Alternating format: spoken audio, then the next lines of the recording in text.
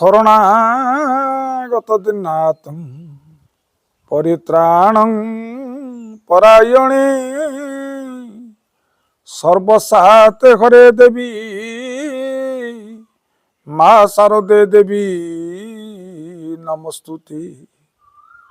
ଜୟ ମା ଶାରଳା। ଆଜିକାର ନୀତିବାଣୀରେ ଆପଣମାନଙ୍କ ପାଇଁ ସୁନ୍ଦର କଥାଟିଏ। ଗୋଟିଏ ଜମିଦାରଟି ଥାଏ। ଜମିଦାରଟି ମହାନ ଧାର୍ମିକ ଏବଂ ସଦାସର୍ବଦା ଭଗବାନ ବିଷ୍ଣୁଙ୍କୁ ଇଏ ପୂଜା ଅର୍ଚ୍ଚନା କରେ। ଜମିଦାର ତିନୋଟି ପଶୁକୁ ରଖିଥାନ୍ତି। ଏକରେ ହେଲା ବଳଦ, ଦୁଇରେ ହେଲା ଗଧଟିଏ, ତିନିରେ ଗୋଟେ କୁକୁର। ଜମିଦାର ଏ ତିନୋଟି ପଶୁକୁ ନିଜର ପରିବାର ଭଳି, ନିଜର ପୁଅ ଭଳି ସେମାନଙ୍କୁ ଖୋଇ ପେଇ ଖୁସିରେ ରଖନ୍ତି। କିନ୍ତୁ ଜମିଦାର ଗୋଟିଏ ସାଧୁଙ୍କ ଠାରୁ ବିଦ୍ୟା ପ୍ରାପ୍ତ କରିଥିଲା। ପଶୁ ପକ୍ଷୀ ମାନଙ୍କର କଥାକୁ ସେ ଜାଣିପାରନ୍ତି। ପଶୁ ପକ୍ଷୀ ମାନେ ଯାହା କଥାବାର୍ତ୍ତା ହେବେ ଜମିଦାର ତାହା ଜାଣିପାରେ। ସାଧୁଙ୍କୁ ଅନେକ ସେବା କରି କରି କରି କରି ଜମିଦାର ଏହି ବିଦ୍ୟାଟି ଇଏ ପାଇଥିଲେ।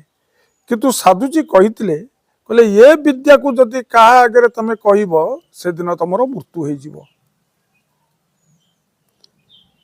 ଦିନକର କଥା, ଗଧ ଆଉ ବଳଦ ଦୁଇ ଜଣ ଯାକ ବନ୍ଧା ହେଇଥାନ୍ତି। ବଳଦ କହିଲା, ଗଧ ଭାଇ ତମେ କିନ୍ତୁ ମହାନ ସୁଖୀ।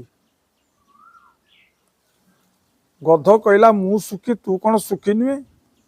ବଳଦ କହିଲା, ନାଇଁ ରେ ଗଧ ଭାଇ, ମୁଁ ଚିର ଦୁଃଖୀଟିଏ। ଆରେ କାହିଁକି ନା ତମେ ଦେଖୁନା, ରାତି ପାଇଲେ ଜମିଦାରର ଚାକର ମୋତେ ବିଲକୁ ନବ ହଳ କରିବା ପାଇଁ।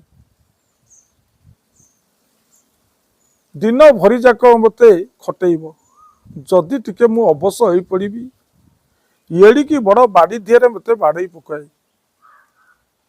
ଅଇଁଠା ତୋରାଣୀ ଖାଇବାକୁ ଦେବ, ଶୁଖିଲା କୁଟା କିଛି ଚୋବେଇବାକୁ ଦେବ। ପୁଣି ତା ପରଦିନ ମୋତେ କ୍ଷେତକୁ ନେଇ ବାଡ଼େଇ ବାଡ଼େଇ ବାଡ଼େଇ ବାଡ଼େଇ ହଳ କରୁଛି। କିନ୍ତୁ ମୁଁ ଭାରି ଦୁଃଖୀଟିଏ। ହେଲେ ଗଧ ଭାଇ ତୁ ଭାରି ସୁଖୀଟି। ତେତେ ସିନା ମାଲିକ ଖାଇବାକୁ ଦଉଛି, ତୋ ଉପରେ କିଛି ଜିନିଷ ରଖି ସହରକୁ ଯାଉଛି ବେପାର ବଣିଜ କରିବା ପାଇଁ। ତାପରେ ଆସିଲେ ତେତେ କିନ୍ତୁ ଭଲ ଖାଇବା ପିଇବାକୁ ମାଲିକ ଦେଉଛି। କିନ୍ତୁ ମାଲିକ ଏକଥା ଶୁଣୁଥାଏ। ଗଧ କହିଲା, ଓ ବଳଦ ଭାଇ ମୁଁ ଗୋଟାଏ ଉପାୟ କହିବି, ସେଇ ଉପାୟଟା ଯଦି ଇଏ କରିପାରିବୁ ତାହେଲେ କାଲିଠାରୁ ତୁ ସୁଖୀ ହେଇଯିବୁ। ବଳଦ କହିଲା, କଣ କହ? ନା କାଲିଠାରୁ ତେତେ ସେ ଯେତେ ଉଠେଇବ ତା ଚାକର ତୁ ଉଠିବୁନି, ଗୋଟା ରୋଗୀ ଭଳିଆ ପଡ଼ି ରହିବୁ। ଯେତେବେଳେ ତେତେ ବହୁତ ଜୋର ଉଠେଇବ ତୁ ଉଠି ଖୋଜେ ବାଟେ ଯାଇକି ପୁଣି ପଡ଼ିଯିବୁ। ଯଦି ଏତିକି ଇଏ କରିପାରିବୁ ତାହେଲେ ତେତେ ଏଇ ଯୋଉ ବିଲରେ ନେଇକିନା ଇଏ ଖଟଉଥିଲେ ଆଉ ତେତେ ମାଲିକ ଖଟେଇବନି। ବସେଇକି ଖାଇବାକୁ ଦବ, କହିବ ମୋ ବଳଦଟା ରୋଗୀ ବଳଦ, ତାକୁ କିଛି ବିଶ୍ରାମ ଦିଅ। କିନ୍ତୁ ଏ କଥାକୁ ମାଲିକ ଶୁଣିଲା। ତା ପରଦିନ ବଳଦ ରୋଗୀ ଅବସ୍ଥା ଭଳି ଶୋଇକି ରହିଲା। ଚାକର ଯେତେ ପ୍ରକାର ତାକୁ ଉଠେଇଲା, ବଳଦ ଉଠିବାର ଆଉ ନାହିଁ। ଯଦି ଉଠୁଥାଏ ପୁଣି ଇଏ ପଡ଼ି ଯାଉଥାଏ। ମାଲିକ ସବୁ କଥା ଶୁଣିଛି, ଗଧ ତାକୁ ଶିଖେଇଛି। ମାଲିକ କହିଲା, ଗଧକୁ କିନ୍ତୁ ଉଚିତ ଶିକ୍ଷା ଦେବି।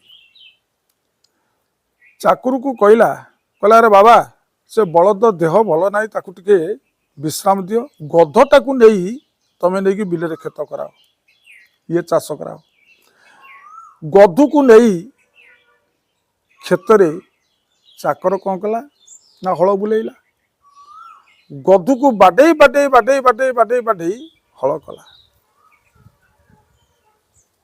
गध कहला कहला मु तो भल बाटटी देखई बलद को बलद तार विश्राम नेला किंतु तार ड्यूटीटा मत बर्तमान ये करिया को पड़िला बिचरा माड़ खाई खाई खाई खाई मो देह हाथ फुली गलानी गध मुंडरे गोटे बुद्धिटे पशिला कहला ना ये बलद को पुणी ता निज रास्ता को नहीं आसबि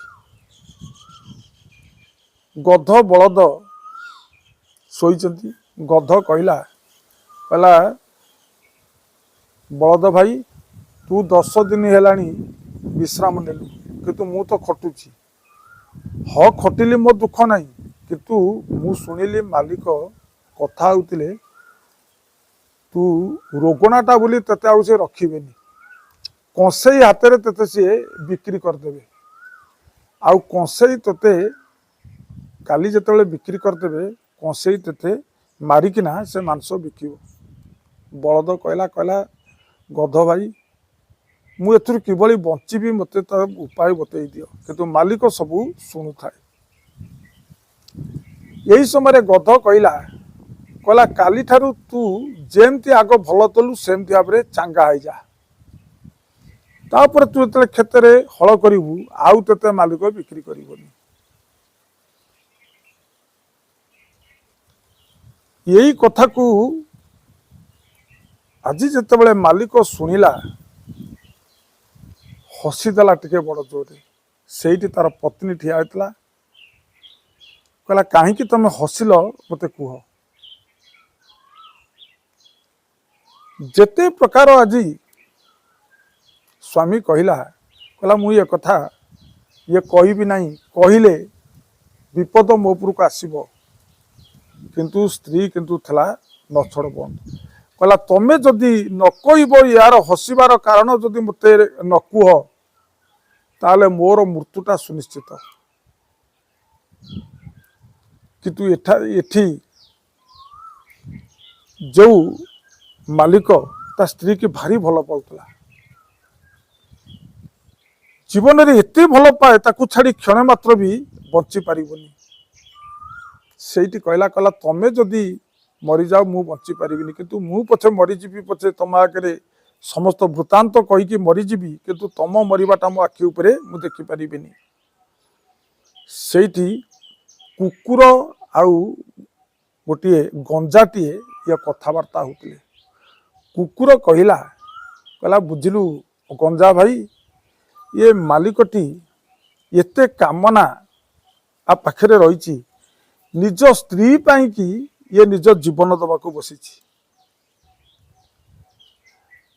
अरे निज स्त्री पाई कि किए जीवन जीवन दे पारे पर पाई कि जी जीवन दबाटा किसी आवश्यकता नहीं एते ता स्त्री की भल पाई किंतु आज कहूची कौन ना मु सबु वृत्तांत कहीकिना मृत्युवरण मु करी किंतु जदि ये मालिक जनक ता स्त्री की सही बड़ी शासन जदि आगु ये करि थांता ताले ये स्त्री जनक केबे आज एभली भाव से स्वामी पाखरे जो आज विराग लगे कहूची मते कुह मते कुह मते कुह से केबे कही न था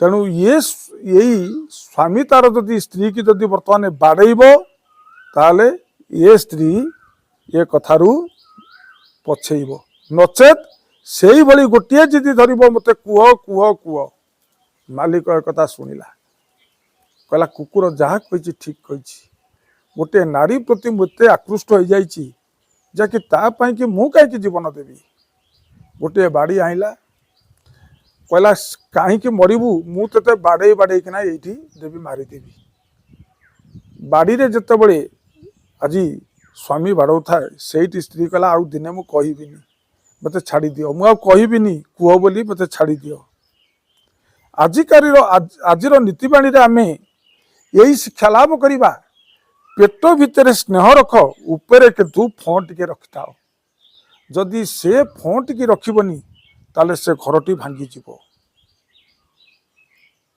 जदि कामना प्रति आम एत आकृष्ट हो ये संसार सबू बिगिड़ी जीव कामनारू दूरे की रुह एवं पेट भितर निजर स्त्री की स्नेह कर पुओ को स्नेह कर झील को स्नेह कर किंतु उपरे टिके फँ रखि था यही थिला मो नीतिबाणी ये निर्यास कथा जदि मो नीतिबाणी आपण मानकु भल लगी था आपण माने गोटे लाइक करिकी सब्सक्राइब कर दिंतु अन्य मानकु शेयर करंतु ये समाजर मंगल होबो। आजिकार अनुचिंता घरे बसीथिबा लक्ष्मी की ये पूजा करिवे ठिया होइतिबा लक्ष्मी की केतेबेले घरे रखंतुनी बसीथिबा लक्ष्मी की जदि ये पूजा करिवे आपणक घरे धन जन गोपलक्ष्मी पड़िबो। एतिकी कही मो नीतिबाणी को ये शेष करुच्ची। ये प्रणाम। जय जगन्नाथ।